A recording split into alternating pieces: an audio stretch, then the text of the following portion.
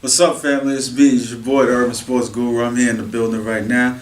Whole lot of stuff went down. Make sure you hit the like, hit the subscribe. You can follow me on Facebook, the Twitter, the Instagram, and we're gonna cover some shit. Right now, we're gonna cover the Western Conference playoffs because a whole lot's been going on there too. I just gave you the East.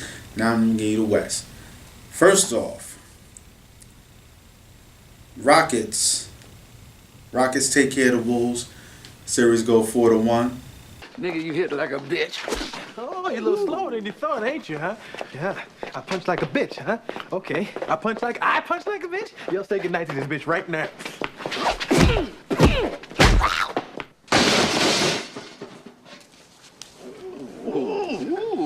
You gonna have to learn to respect me.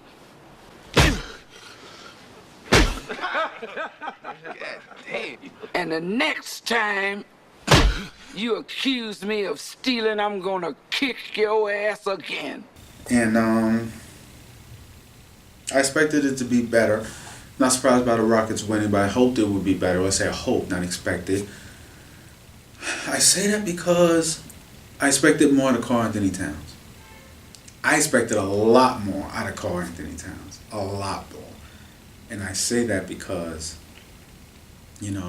I've said it, that they're his ascension away from being a super team. Because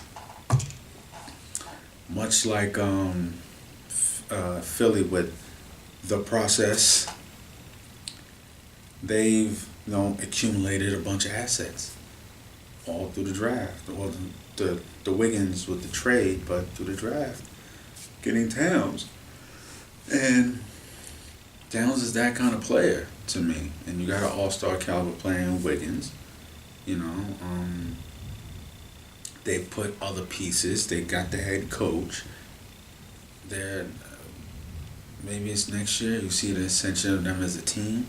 I just expected them to do more to get their feet wet. Maybe this is something that Towns needs so he understands what playoff basketball is about. I expected them to still lose, but I wanted to see him making more of a series. Because, when did Houston, absent Dwight Howard, become this physical team that's punking you and bullying you? Let's call it what it is. He got punked, he got bullied. I'm very, very surprised to see him go out like that. Very. But moving forward, we got the Warriors, 4-1 over the Spurs. Nigga, you hit like a bitch. Oh, you're a little slower than you thought, ain't you, huh? Yeah, I punch like a bitch, huh? Okay, I punch like a bitch? You'll say goodnight to this bitch right now.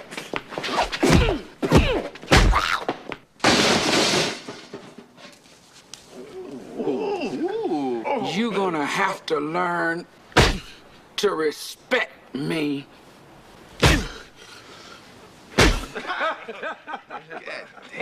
And the next time you accuse me of stealing, I'm gonna kick your ass again. Not surprised by that. I'm surprised it took them 5. But, they are coached very well. Even with the assistant coaches, with what's happening with Greg Popovich and his loved ones. But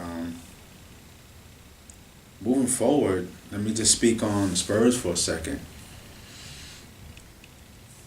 Everyone is so shocked about what this situation with Kawhi, that Kawhi might want out.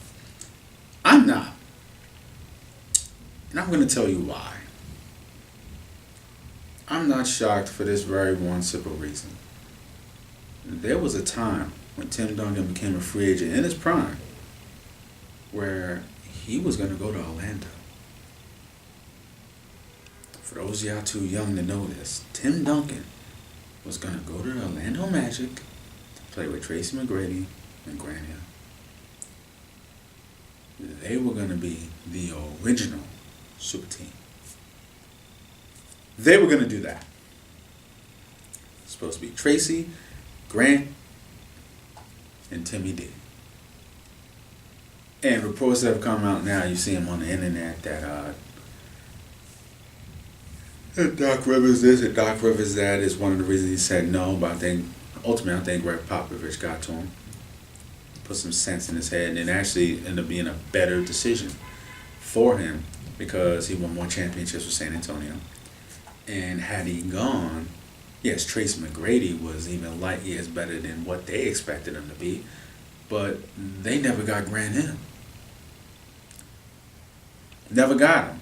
Because the Grant Hill Detroit, the LeBron James before LeBron James, never made it to Orlando because of his ankles injuries. So he dodged a huge bullet with that. But I bring all that up as to everyone saying, look at the stars he's had, that was never left, was never done this. And there have been flirtations before. Guys, namely Tim Duncan, their last superstar, have flirted with leaving. Wanting to be in a better environment. Wanting to be in a more popular area. You know what I'm saying? So, I'm not too surprised by it. But ultimately, Greg Popovich not only is a great coach, he's a great GM, and understands how hard it is to find franchise players in the NBA. Because you are absent a bona fide franchise player, the most you can do realistically is make the playoffs. Because let me be honest with you. In the last, 30 years, the only team that I can think of that has won a championship without a bona fide franchise player is the 04 Detroit Pistons. And that's it. That is all. That is all. At most, what you've seen, the least of what you've seen outside of the Pistons, you've seen teams who've had aging franchise players, but good enough supporting cast where they don't have to be at that level for the whole season, but they can do it for a playoff run. What's an example of that? The 2011 Dallas Mavericks. Dirk wasn't MVP Dirk anymore, like he was in, I believe, 2006, 2007. But come 2011, he was still good enough to do it for a playoff run, and especially a playoff series where he upstaged LeBron and the Super Team Heat. Another example of that, 2008 Boston Celtics. The first big three, all these guys are in their 30s. All these guys are in their 30s and they all aged and they couldn't handle it all on their own. But Paul Pierce was at a point in his career where he can do it for a playoff series, like he did in the Eastern Finals that year against LeBron. He could do it in the NBA Finals like he did that year against Kobe. He can do it then, not for a length of a season. And I think Greg Popovich knows this, and he's going to make sure that Kawhi stays. Do everything in his power that Kawhi stays. I think Kawhi right now is seeing what happened with Isaiah Thomas, and he's not putting any risk. Isaiah Thomas cost himself, I think he cost himself easily $100 million. And I say that because those of y'all that know this, NBA's 100% guaranteed. Contracts are 100% guaranteed. This is not football. Those contracts are 100% guaranteed. Guaranteed. So once you sign, that money's yours. And him being, a year away from playing at that level where he's not deserving of that money, in my opinion, as far as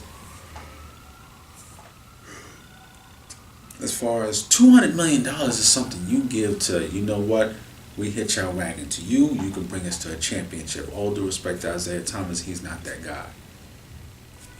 He's not. But the fact that for a stretch he was able to play and put up numbers like that, or put the pressure on Danny Ainge and the Boston Celtics, like, yo, you can't shit on this dude. You gotta pay him. You gotta pay him. You gotta pay him. When anybody who knows basketball knows he's not that guy. It's only doing it for a stretch. So he cost himself a lot of money. Still going out there, still busting ass and all of that when he wasn't completely healthy. Because now you have something that they definitely can point at, and not just something that may be in their mind or whatever the case may be. So he cost himself a lot of money, and I think that's one of the reasons, the main reason why Kawhi's doing what he's doing. He doesn't feel completely healthy, and he's not risking it for nobody. Nobody. And it's because he doesn't want to see his money. Because right now, he hasn't cost himself any money. Especially he comes back, start of next season, and he's playing like himself. He cost himself no money. San Antonio going to give him that 200. They're going to give him that max. No questions asked. No question, because he's worth every penny. Every penny. And with Kawhi being there, is going to be the only way they get anybody else of substance there to play with them. That's it. So I think Greg Popovich knows this and he's going to fix that. Next series, I spoke about this last week and I'll speak about it again. You know what I'm saying? The biggest sucker punch of the playoffs. Oh my God. Pelicans sweeping the Blazers. Nigga, you hit like a bitch. Oh, you're a little slower than you thought, ain't you, huh? Yeah, I punch like a bitch, huh? Okay, I punch like a bitch. Y'all say goodnight to this bitch right now.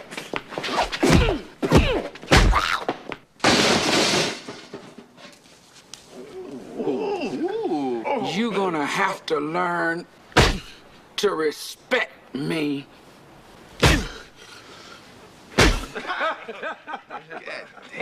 And the next time you accuse me of stealing, I'm gonna kick your ass again. Now, Pelicans sweeping the Blazers now, you have the Pelicans with their great backcourt playing against Golden State. Well, with no Steph. I don't think Steph's going to play game one. Maybe not game two. At some point in the series, he may start playing. He's doing full practices now. But, can they beat a Stephless Warrior team? Yes. And I say that for this one reason. I don't expect Drew Holiday to bust ass the way he was against the Blazers.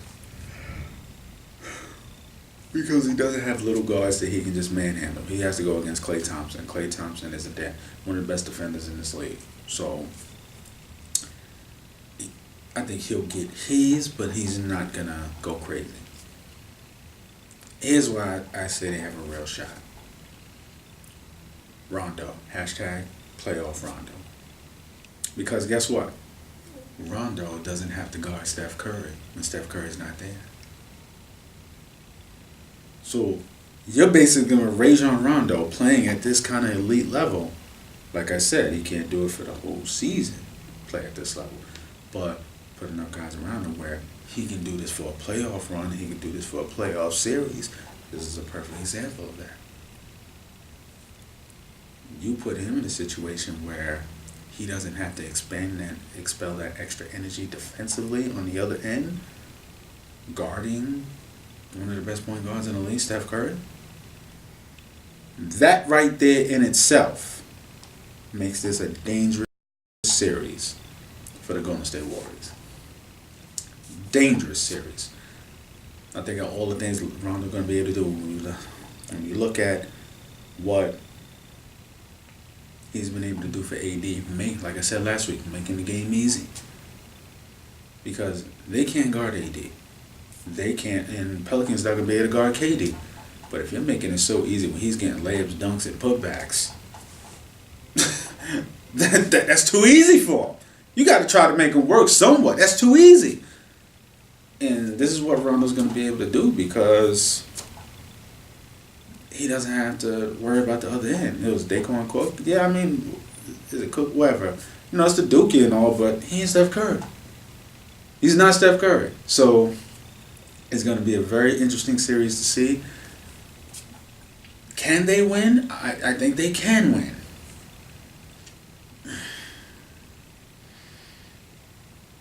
I'm gonna say Golden State in 7. In 7. Because Steph Curry at some point is going to come in this series. He is going to come in this series. And but without him, if he never makes it in or if he comes in and re-injures himself, I still think in 7, but it's going 7 games. It's going to go 7 games. But I tell you what didn't go 7 games last night. Take a look. Nigga, you hit like a bitch. Oh, you're a little slower than you thought, ain't you, huh? Yeah, I punch like a bitch, huh? Okay, I punch like a bitch. Y'all say goodnight to this bitch right now.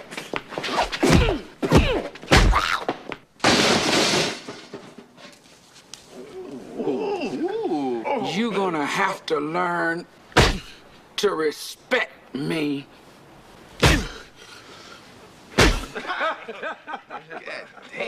And the next time you accuse me of stealing, I'm gonna kick your ass again.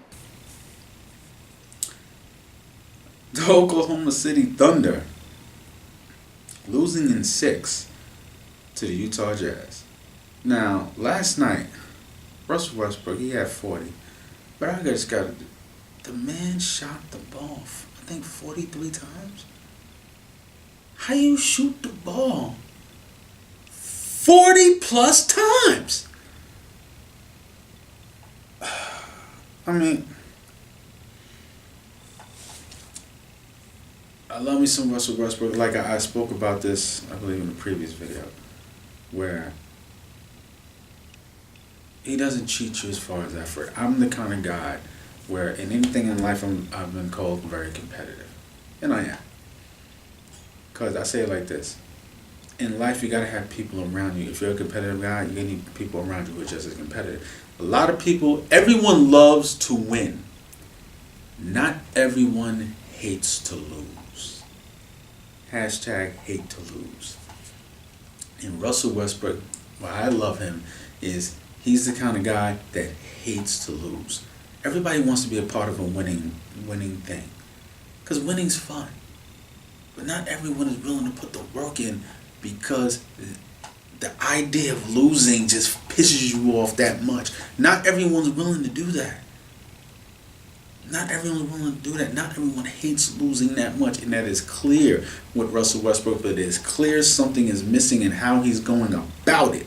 Because I have to tell the truth here.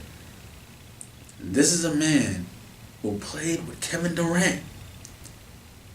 Now, I'm going to absolve him and KD of the finals trip. Going to the finals when they were younger in their career. Because basically, they ran up against the super team in Miami Heat. So I'm going to absolve them of that.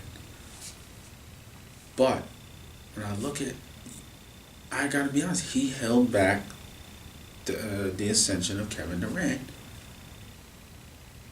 Now you've held back the ascension of Victor Oladipo, because when they made the trade last year to Victor Oladipo, I looked at his skill set and Westbrook's skill set, and I said these two are going to be one of the best backcourt in the league next year. This is what I said. I said they're going to be the best backcourt because I expected them to be right there with Curry and Thompson and Beal and Ball. Beal and Wall. I expected them to be right there, if not better. But I look at what Oladipo was last year with Westbrook, and look at that in comparison to what he is now. If you listen to the narrative that was said about that OKC team last year, he has to make every single play because there's no one else there. Look at what Enes Kanter was doing there to what he was doing with my Knicks this year. Enes Kanter is a skilled big man who can score in a plethora of ways. In a plethora of ways. You have Victor Oladipo, who's capable of scoring a plethora of ways, capable of making an all-star team. And you want to talk about how he had nothing there? Now, it's shown his ugly head even so much so. Because, yes, you had an aging Carmelo Anthony. But you got an in his prime Paul George. And for you to have this at your disposal, and for you to have this at your disposal, and you lose in the first round, See, I didn't sweat so much looking at this team in the regular season because looking at the way they're built, it's not perfect, but they're built for the playoffs. And more importantly, they're built to play Golden State. This is why they fared so well against Golden State in the regular season.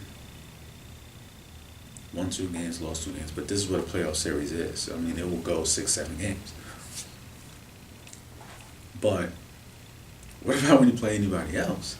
And when you look at the highlights of this last sequence, I see hero ball. Everybody's trying to be that guy that goes on SportsCenter.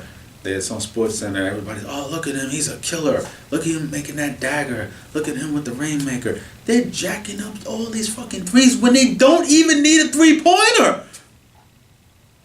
They don't even need a three-pointer. Look at what they're doing. And I spoke about this earlier. Having a big that can control the paint changes everything. The one time they try to go to the paint, what happened? Rudy Gobert's right there. No, not happening.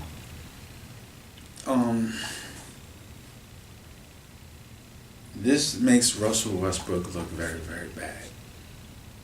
And for the life of me, it makes him look very bad. Billy Donovan as well. Carmelo Anthony, what are you doing with him? I understand he's aging. He's not the player he used to be, but he's better than that.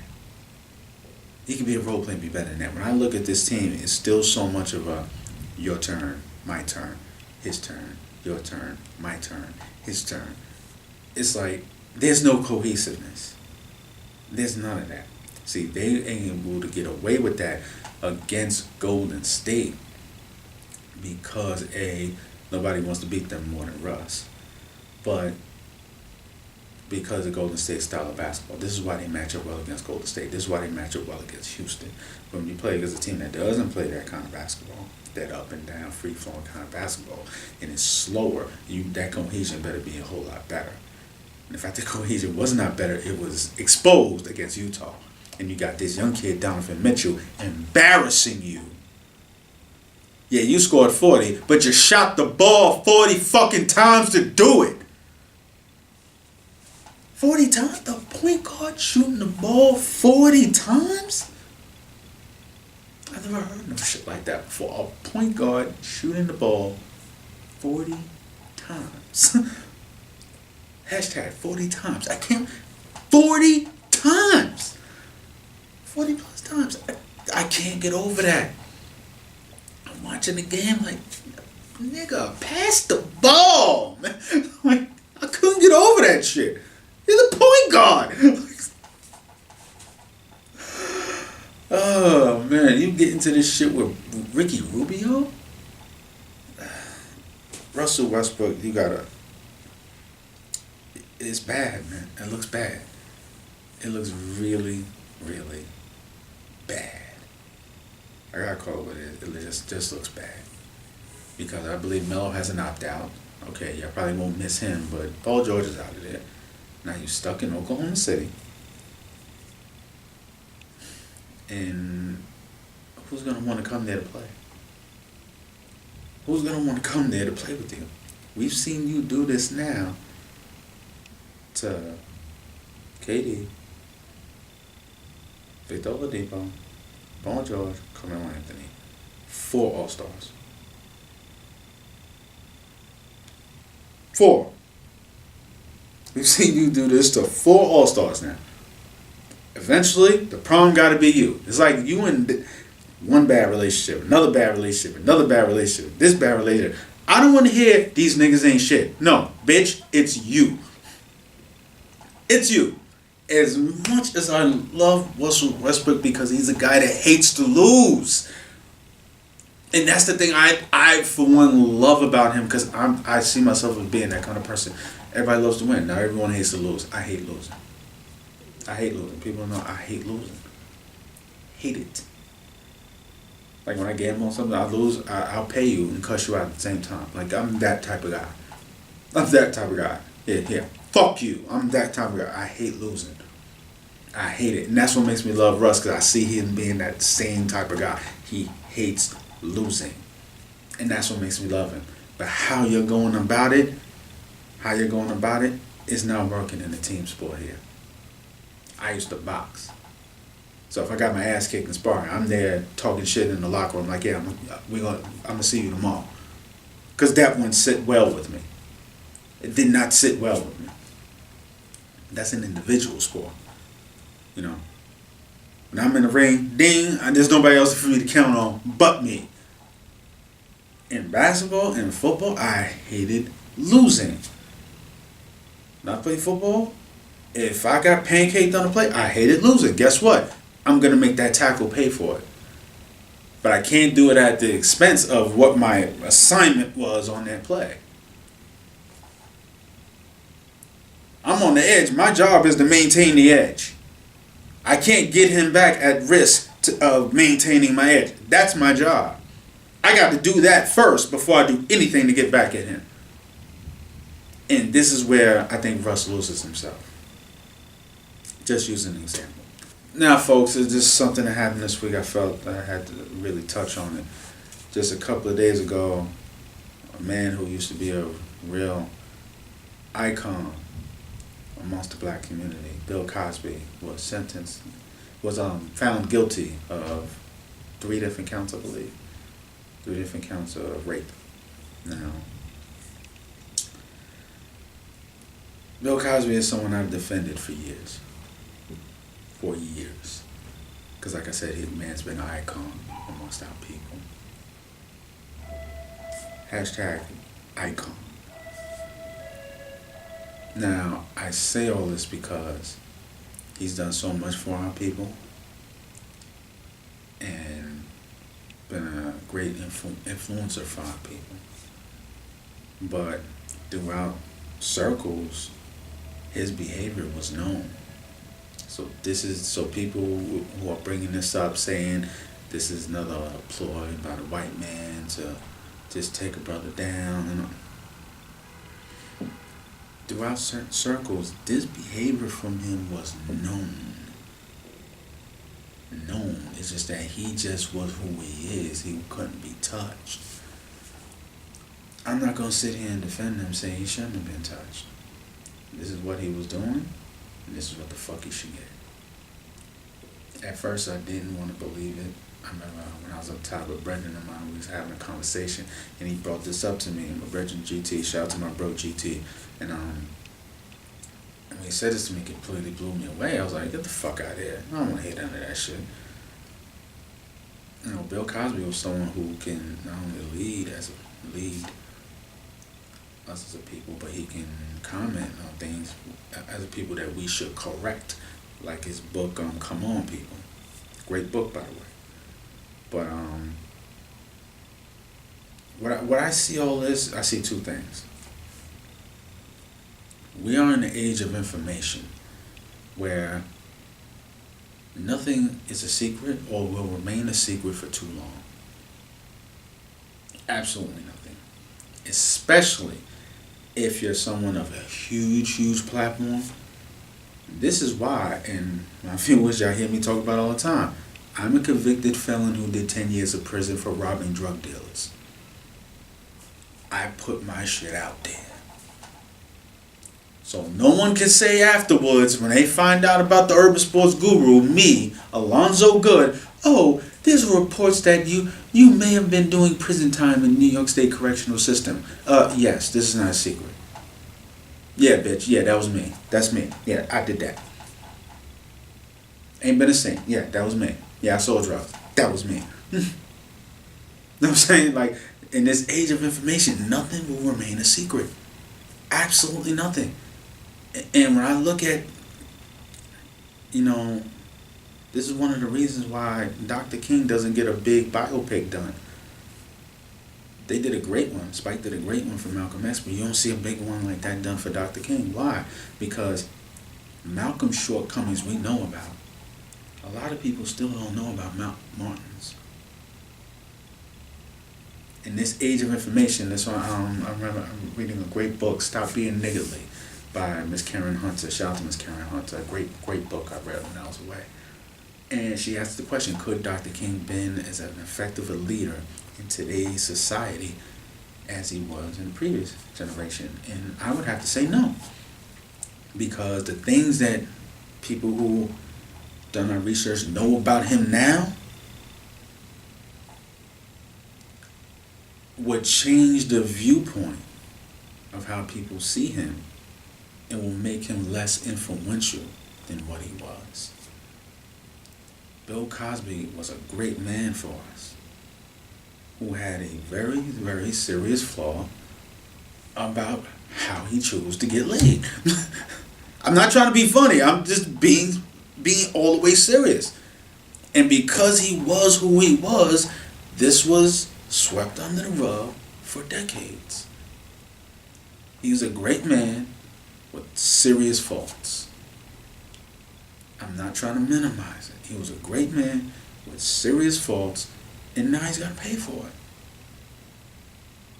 And now he has to pay for it. The second thing I say about that is this. He wasn't the only one doing this.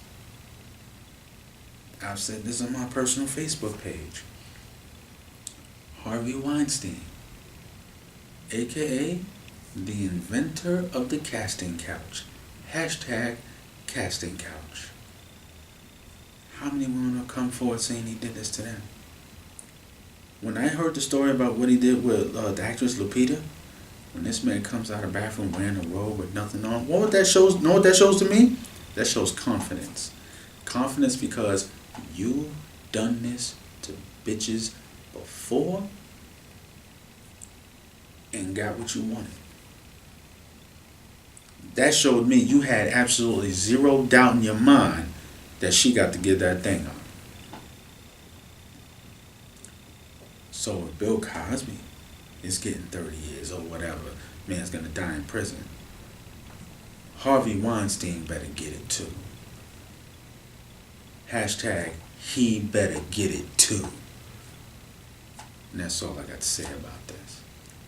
Follow me on Twitter, Facebook, Instagram. Those of y'all watching the show, you could have been anywhere in the world, but you're here with me, Urban Sports Google. I appreciate that. God bless you. I'm out.